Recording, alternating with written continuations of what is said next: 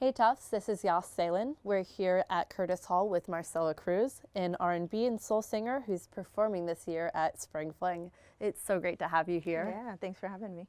So first things first, how did you end up as the opener for this year's Spring Fling? What was the process like?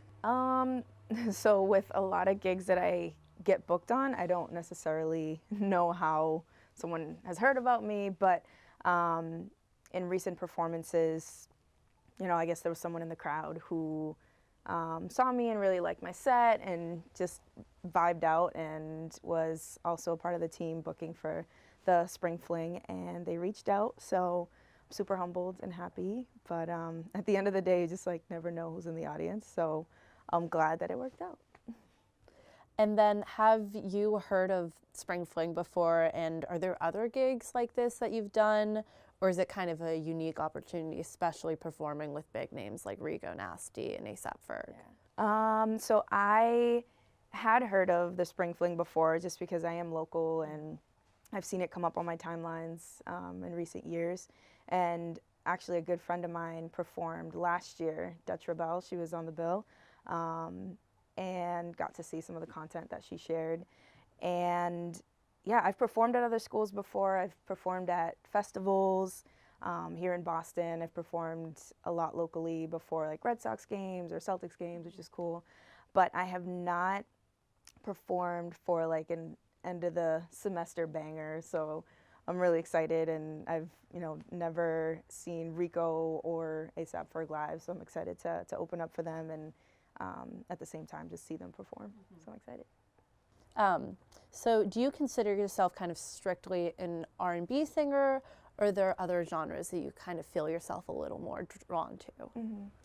I wouldn't say I strictly only consider myself an R&B artist. I definitely grew up on mostly R&B, and I do say that I'm an R&B pop artist, but I have so much respect for other genres and enjoy so many other genres and different artists. So, you know, who's to say tomorrow I don't wake up and say, or I wake up and say that I want to do something different and I want to like incorporate another genre with the type of music that I do. Recently I went to a Marc Anthony concert and I had so much fun. Like I love salsa, I love my merengue. I am Puerto Rican, so like I'm naturally drawn to that type of music. And I literally from the concert called one of my producers and my drummer too. I think I was texting him and I was like, that's it, we're working on a salsa album, like that's next. We can like fuse it with R&B and so I have a lot of interests and love for a lot of different music. So also, that must have been such a fun concert, like the energy. Yeah, it was the second time I saw him. He's so good every time. So on that note, are there, aside from like the Spanish language album that you're working on right now, are there any kind of other projects that you have in the works, or any concepts, ideas that you kind of have eyeing in the future, things like that? So right now I'm working, I do have an all Spanish single that I'm going to be releasing soon, probably over the summer, that I'm excited about. I've released a Spanglish holiday album in the past too, which has been really cool. So I do want to dabble more to like my roots and do a little bit more Latin music. But I mean, at the end of the day, like I still gravitate to a lot of like R&B, so that'll still be there. I have a single coming out next month, which I'm really excited about, and I'll be working on a brand new project over the summer, which will probably be released towards the end of the year, along with some videos, so I'm excited about that.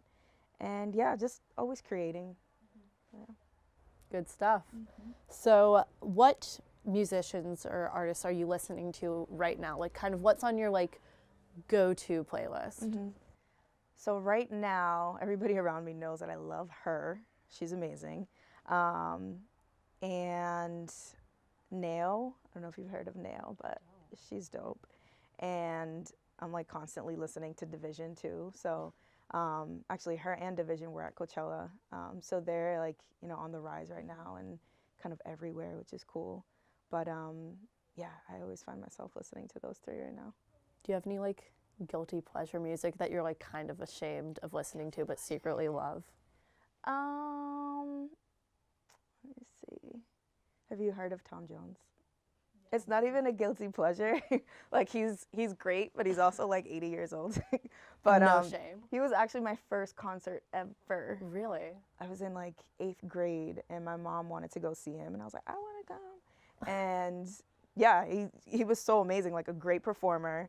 There are all these women like throwing their panties on stage, and I'm like, what is this? But yeah, ever since I was like such a big fan. Yeah.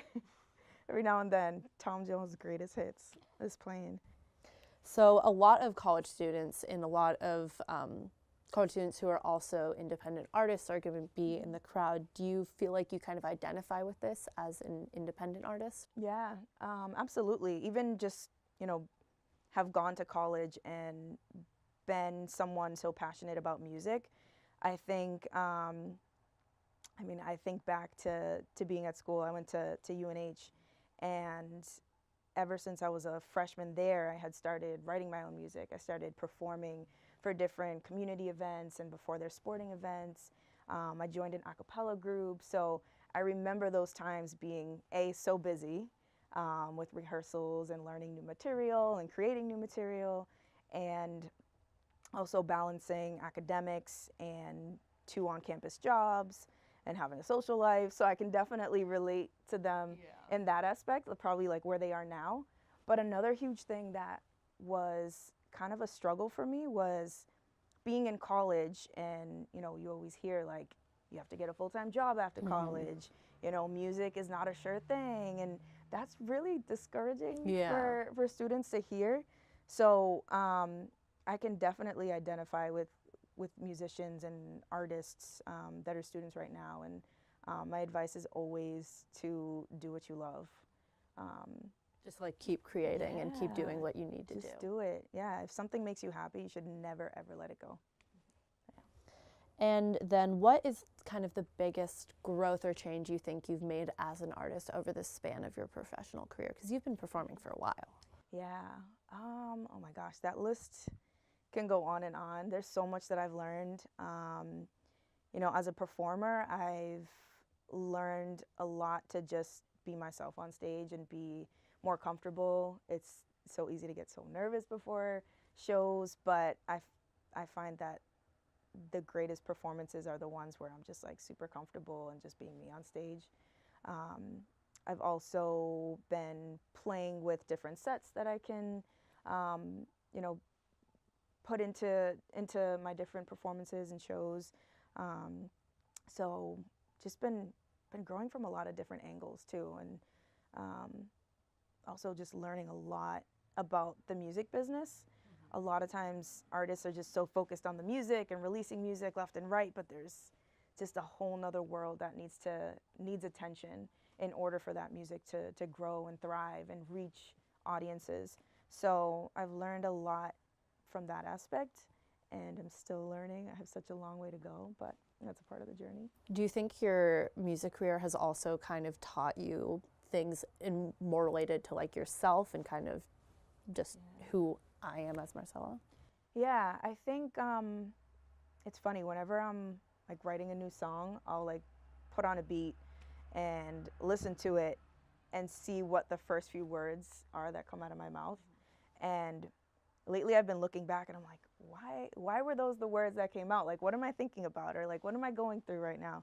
So it's cool to see, kind of just be like, have music come out as like just a free flow of energy. And it does teach me a lot about myself. And yeah, I'm enjoying it. Awesome. Thank you so much for stopping by, and I'm really looking forward to seeing your set. Spring Fling is April 28th at Tufts. See you there.